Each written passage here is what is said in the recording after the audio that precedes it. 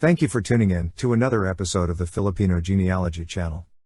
For today's episode, we present the 10 things any Filipino should know about the genealogy of President Ferdinand Edralin Marcos. Today is also the death anniversary of the former president.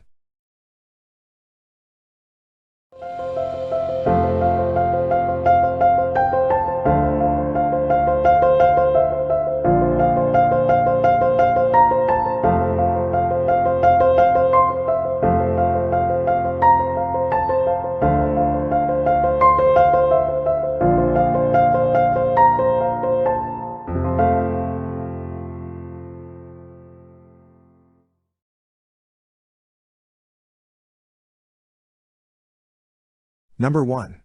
President Ferdinand Marcos was said to be descended from Limahong. Limahong, also known as Limahong, or Lin Taoqian, was a Chinese pirate who invaded the northern islands of the Philippines, and tried to seize the city of Manila from the Spanish in 1574.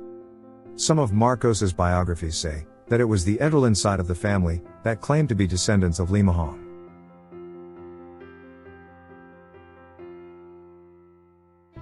According to Lin Taoqian in Philippine Politics, Possibilities and Problems in a Localist Democracy, it is said that President Marcos was the one who claimed to be Limahong's descendant, perhaps to please the local Chinese communities, or to associate himself with such a forceful ancestor.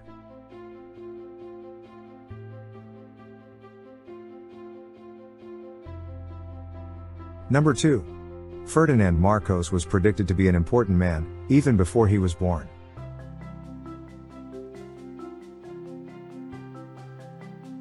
In both his unofficial and official biographies, Marcos was said to be very superstitious, a trait he took after his grandmother, Edralins Edralin, who later passed on this trait to her daughter Josefa, and who in turn nurtured this in Marcos's upbringing. Edralins once got a prediction from a local card reader that one of her grandsons would become Philippine president someday. Thus, when Ferdinand Marcos was born, Josefa named him after the famous architect of what is roughly now modern Spain, King Ferdinand, in order to prepare him for his destiny as Philippine president.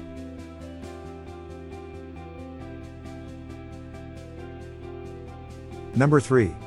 The Edralins and Marcoses were members of the lower provincial elite in the northern province of Ilocos Norte.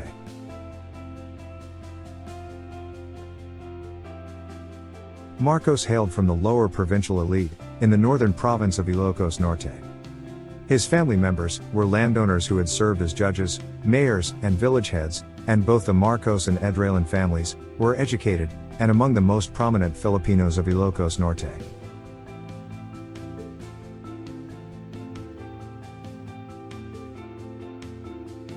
Number 4. A Marcos was an assistant to the Spanish provincial judge in Laoag in the mid-19th century. This is probably one of the reasons behind the rumors that a great-grandfather of Ferdinand Marcos was supposedly the illegitimate son of a Spanish judge. Nevertheless, this is one of the proofs of prominence of the family.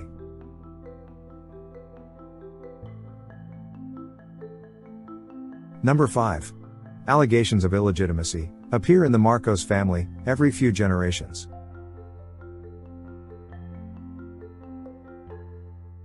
Every generation or so, a member of the Marcos family is said to be an illegitimate child of some important man. This started with Ferdinand Marcos's great-grandfather, Thomasites Marcos, who was rumored to be an illegitimate son of a Spanish provincial judge. This is mentioned by David Joel Steinberg in his book, The Philippines, a Singular and a Plural Place. In it, he mentions that the combined Chinese and Spanish roots of the Marcoses was a paradigm of the dominance of the mestizos, which benefited the Marcos family. He also mentions that there were unsubstantiated rumors that Ferdinand Marcos was, in fact, the illegitimate son of a Ferdinand Chua, the son of the major Chinese families in Ilocos. Author Sterling Seagrave claimed that the Chua family blocked the marriage, and instead encouraged Josefa to marry Mariano Marcos.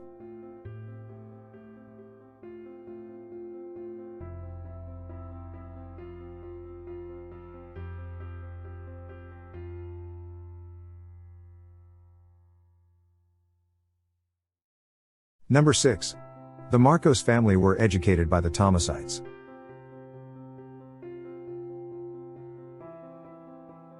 The Thomasites were teachers sent by the American colonial masters to the Philippines to teach the native population.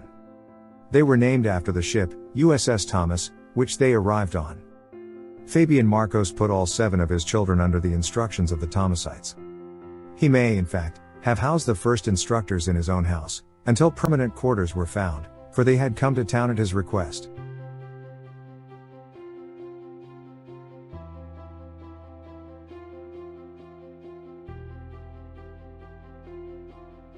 Number 7. President Ferdinand Marcos and President Fidel Ramos were second cousins.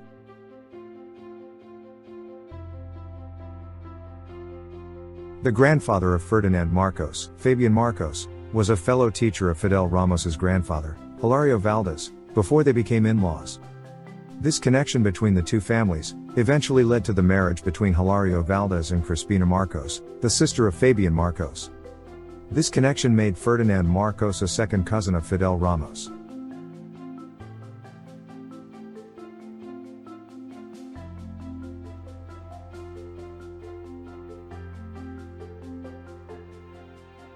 Number 8.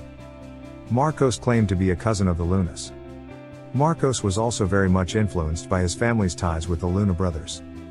Later during his presidency, he would always count himself as a descendant of the Lunas. The fame of the Luna brothers also forced Marcos to be larger than life, and thus he always saw himself in heroic terms, befitting a relative of the Lunas. The controversy of Juan Luna's murder of Paz Pardo de Tavera and her mother, and Luna's later humiliation and ridicule because of the affair, also contributed to Marcos's hatred towards the rich in Philippine society.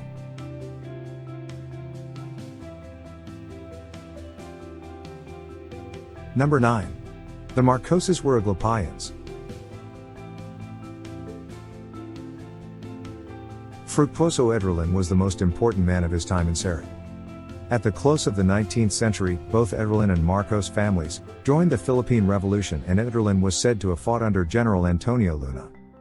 At the start of the 20th century, they rallied behind Gregorio Aglipay, Bishop of the Revolution, in resisting American rule in the north.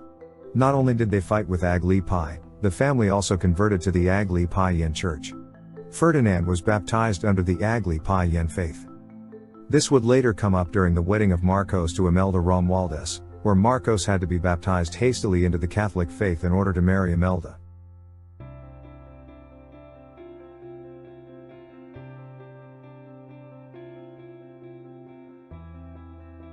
Number 10. The family name Marcos is the 285th most common surname in the Philippines. The Marcos surname, though not rare, is also not as common. It ranks as the 285th most common last name in the Philippines, and is found in 1,040 cities and municipalities in the Philippines, and carried by 34,586 people. Majority of people carrying the surname Marcos are found in regions 1 to 4. In Ilocos, Laoag has the largest concentration of Marcoses, although Quezon City holds the distinction of having the largest population of Marcoses in the Philippines.